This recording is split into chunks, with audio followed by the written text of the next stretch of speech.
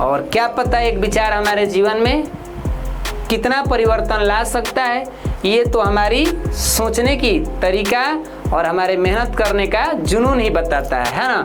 तो आइए आज के इस विचार को समझते हैं। और कह रहा है क्या कि आप तब तक नहीं हार सकते। ये बात हमारे हारने और जीतने की होती है। कभी ना कभी लगता है ना, कुछ कामों में हमारा मन करता है कि अब हम इसे छोड़ देते हैं, अब हमसे ये नहीं होगा।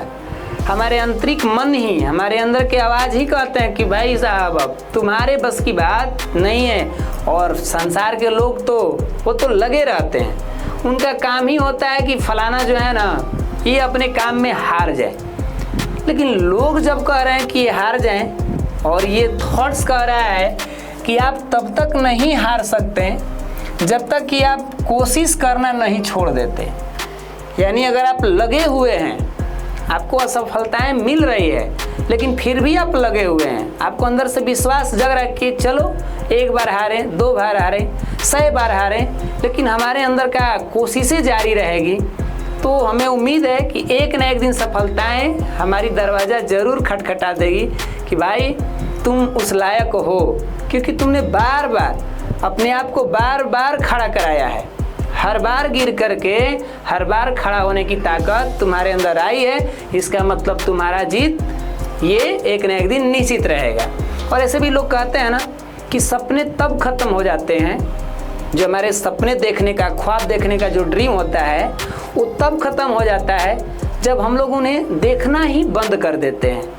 मतलब कोई ख्वाब देखना ही बंद कर दिया, वो सपना देखना ही छोड़ दिया, तो वो ख़त्म हो जाते हैं, वो मिट जाते हैं।